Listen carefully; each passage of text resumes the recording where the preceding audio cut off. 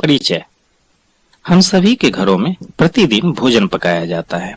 इसके लिए हम लोग लकड़ी, गोईठा, कोयला एवं द्रवित पेट्रोलियम गैस आदि जैसे ईंधनों को जलाते हैं। ठीक इसी प्रकार छोटे बड़े कल कारखानों, मशीनों एवं मोटर वाहनों आदि को चलाने के लिए भी कोयला, डीजल, पेट्रोल एवं प्राकृतिक गैस आदि जैसे ईंधनों को जलाया जाता है। क्या आपको पता है इन ईंधनों के जलते समय एक रासायनिक प्रतिक्रिया भी होती है? उसे क्या कहते हैं? उसे कहते हैं दहन। उद्देश्य। इस पाठ के अंत में आप निम्न करने में सक्षम हो जाएंगे: दहन क्रिया को समझना एवं इसे परिभाषित करना, दाह्य पदार्थ एवं अदाह्य पदार्थ में अंतर को जानना, ज्वलन ताप को परिभाषित करना तथा ज्वाला एवं इसके क्षेत्र को जानना। तो चलिए सबसे पहले हम जानते हैं कि दहन क्या है। मोमबत्ती जब जलती है तो यह जलते समय ऊष्मा और प्रकाश उत्पन्न करती है और कार्बन डाइऑक्साइड गैस छोड़ती है।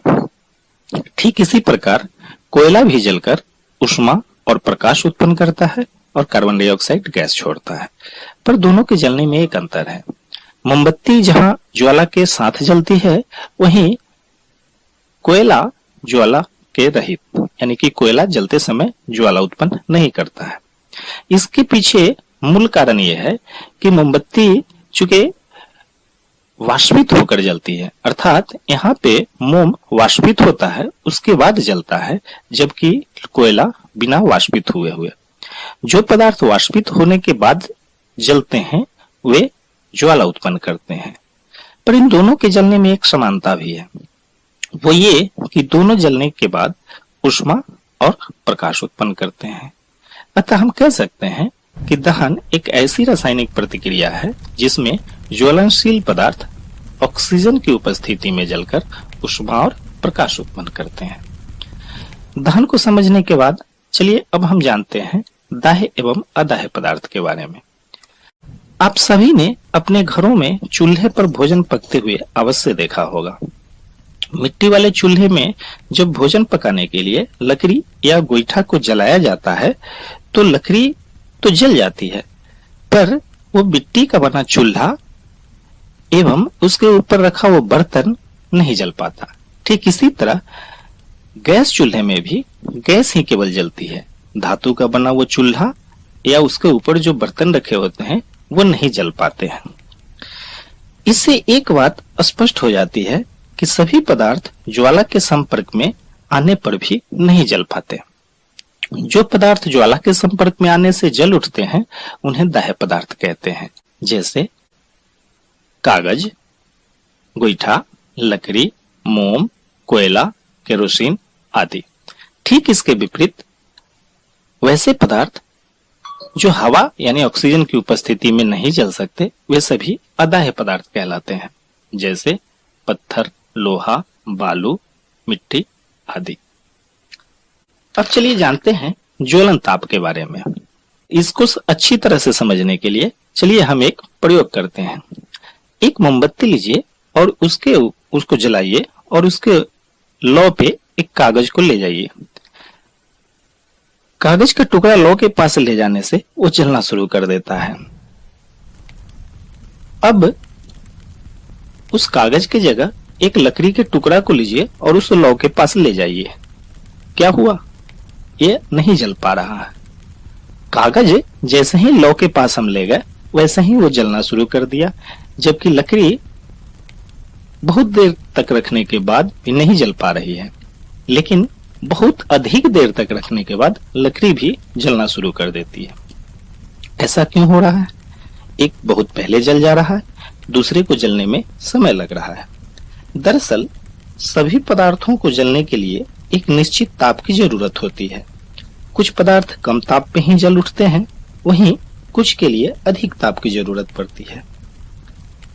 जिस ताप पे कोई पदार्थ जलना शुरू कर देता है उसका वह ज्वलन ताप कहलाता है, अर्थात वह न्यूनतम ताप जिस पे कोई पदार्थ जलना शुरू कर दे उस पदार्थ का ज्वलन ताप इग्निशन टेम्परेचर कहलाता है।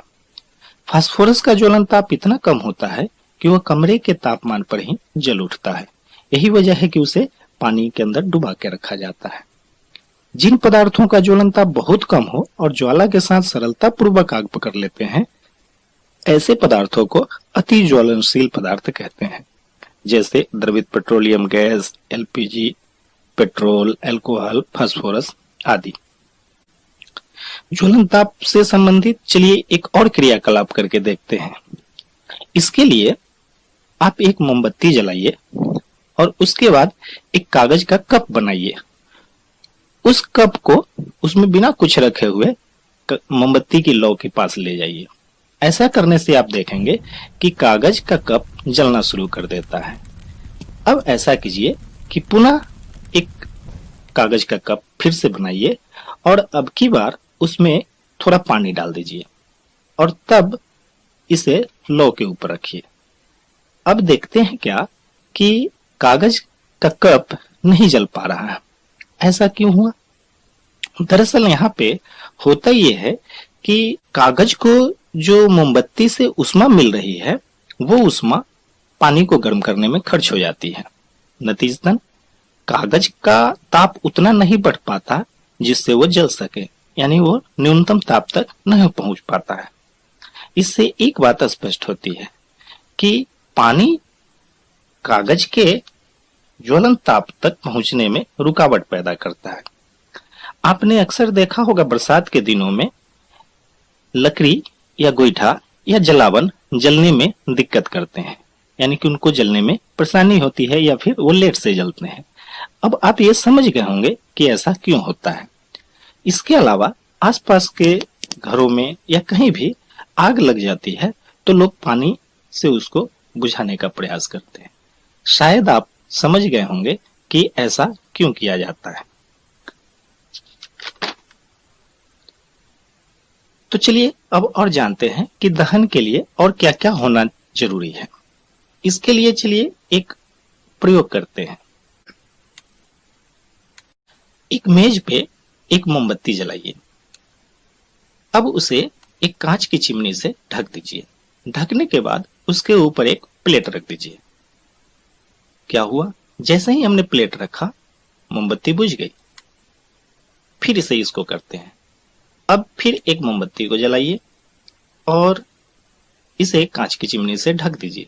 अब प्लेट नहीं रखेंगे, लेकिन थोड़ी देर बाद ये भी बुझ जाती है। अब क्या? फिर से एक बार इसको दोहराते हैं। फिर मोमबत्ती जलाइए। अब इसके दोनों तरफ 2 लकड़ी के गुटके रखिए। अब इसके ऊपर कांच की चिमनी। नहीं बुझी। ऐसा करने से हम पाते हैं कि मोमबत्ती नहीं बुझ रही है। अब बता सकते हैं कि पहले वाले 2 प्रयोगों में मोमबत्ती बुझ गई। सबसे पहले जैसे ही हमने प्लेट रखा तुरंत बुझ गई। दूसरी बार हमने प्लेट नहीं रखा, फिर भी बुझ गई।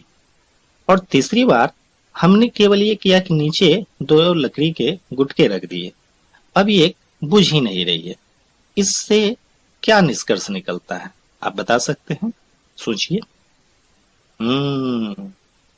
इसको नीचे से हवा मिल रही है, यानी ऑक्सीजन को आने जाने का रास्ता बन गया।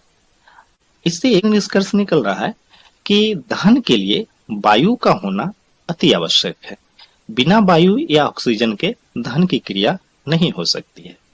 आपने अपने घरों में लालटेन या लैंप को देखा होगा कि उसके बत्ती के पास नीचे छोटे छोटे छिद्र बने होते हैं।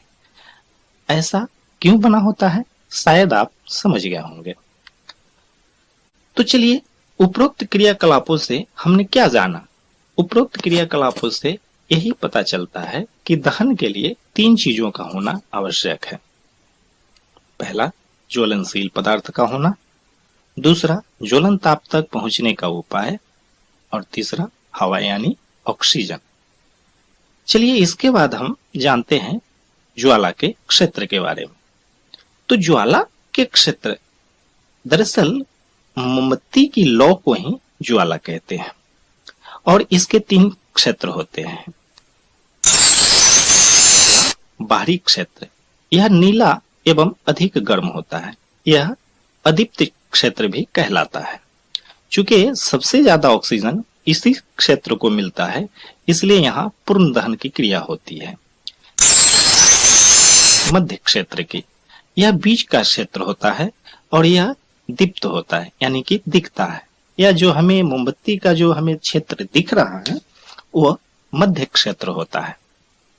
यह पीले रंग का होता है और यहाँ पे आंशिक दहन की क्रिया होती है, क्योंकि यहाँ ऑक्सीजन बहुत ज्यादा नहीं मिल पाता है।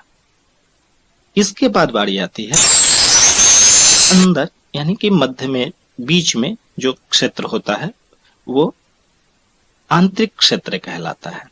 यह काले रंग का होता है तथा बत्ती के पास होता है। यहाँ पे दहन की क्रिया नगण्य होती है, यानी कि न के बराबर होती है। चूंकि यहाँ पे ऑक्सीजन नहीं पहुंच पाता, इसलिए दहन की क्रिया नहीं हो पाती है और यह सबसे कम गर्म वाला क्षेत्र होता है।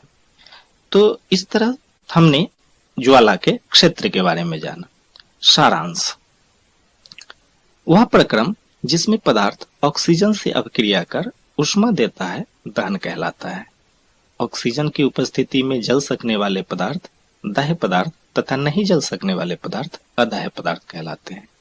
वह न्यूनतम ताप जिस पर कोई पदार्थ जलना शुरू कर देता है उस पदार्थ का ज्वलन ताप कहलाता है। दहन के लिए 3 चीजों का होना आवश्यक है: ज्वलनशील पदार्थ, ज्वलन ताप तक पहुंचने के उपाय तथा हवा यानी ऑक्सीजन। ज्वाला के 3 क्षेत्र होते हैं। बाहरी क्षेत्र, यह अदीप्त एवं सबसे ज्यादा गर्म होता है तथा यहाँ पूर्ण दहन होता है। मध्य क्षेत्र, यह दीप्त एवं पीला दिखता है तथा यहाँ आंशिक दहन होता है। आंतरिक क्षेत्र, यह ज्वाला का सबसे बीच का क्षेत्र होता है तथा सबसे कम गर्म। तो बच्चों, हमने आज इस पाठ के अंतर्गत दहन एवं उससे जुड़े क्रियाकलापों के बारे में सीखा। धन्यवाद।